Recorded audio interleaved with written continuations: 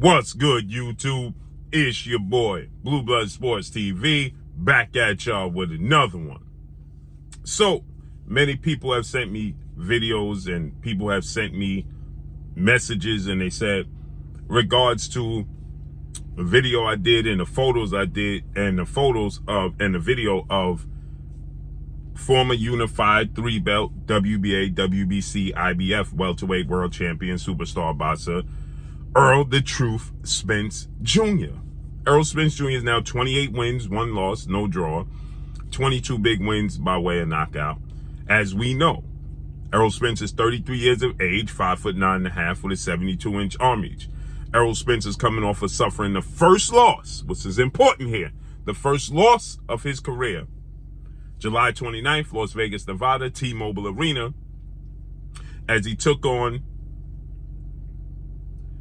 now undefeated 3-division world champion, former junior welterweight undisputed world champion, currently the reigning undisputed welterweight world champion, who is widely acknowledged and recognized as the #1 pound-for-pound best fighter in the world, in Terrence Bud Crawford. Terrence Crawford is now 40 wins, no losses, no draw, 31 big wins by way of knockout. He is 36 years of age, 5'8" with a 74-inch arm reach.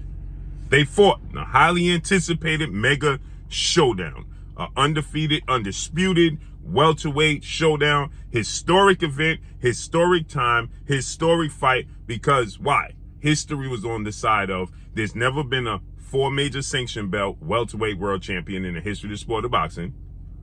And Terrence Crawford, should he be victorious, would have become the first male to become undisputed in 2 separate weight classes, which he did. So history was on the line. It was the biggest fight in a decade. It was the most anticipated 50-50 fight on paper since God knows when, right? The fight itself was a lot of excitement, but it wasn't as competitive as many people expected it to be. Terrence Crawford dominated the fight, one-sided. It was unexpected. So now, the loser has the opportunity, which in this case is Errol Spence, to activate a rematch clause within 30 working business days to have a rematch. Immediate rematch. The winner gets the opportunity, in this case is Terrence Crawford, to choose the weight class and is going to automatically get a bigger share, a bigger percentage of the pie. Errol Spence was dropped in the 2nd round, twice in the 7th round, then stopped in the 9th round. Many people feel like the fight should have been stopped in the 6th round, the 7th round, 8th round, right? Many people deem Errol Spence not to look like himself. Errol Spence looked sluggish. He looked weight drained. He looked drowsy to me before the fight started. Why is these photos important? People are saying that Errol Spence is not out of shape.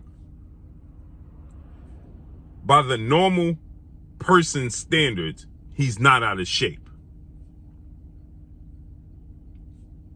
But that's not what we measure Errol Spence against. When you measure an athlete at this level, that's what you're comparing Errol Spence to, his peers. You're not comparing Errol Spence to the average person, 9-to-5 person. You're not comparing Errol Spence to boxing media, boxing pundits. You are comparing Errol Spence to his peers. The same way people have viewed and looked at Gervonta Tank Davis, Devin Haney, in between weights, Adrian Broner, and they judged them off of that compared to their peers. Right? In my case, when I look at these photos of Errol Spence, I say that Errol Spence is out of shape based off of the fact that he's going into an immediate rematch with Terrence Crawford. Now, I know there is no date. There is no time frame yet, as of yet, because the PBC, Premier Boxing Champion, founder and advisor Al Heyman, are going through a change. Because Showtime, after 37 years of being in the business of sport of boxing, decided that they're no longer going to participate, and that's whose PBC had their contract with. That's where they showcase their stable of fighters. So I know things have changed. But the date was initially supposed to be December.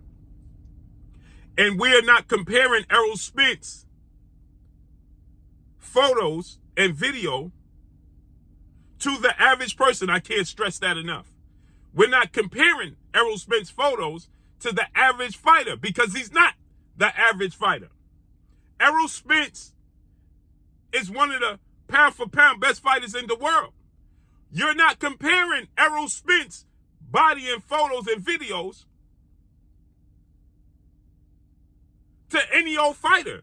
You are comparing Errol Spence's videos and photos to the man that he's going to face in an immediate rematch, which is Terrence Crawford.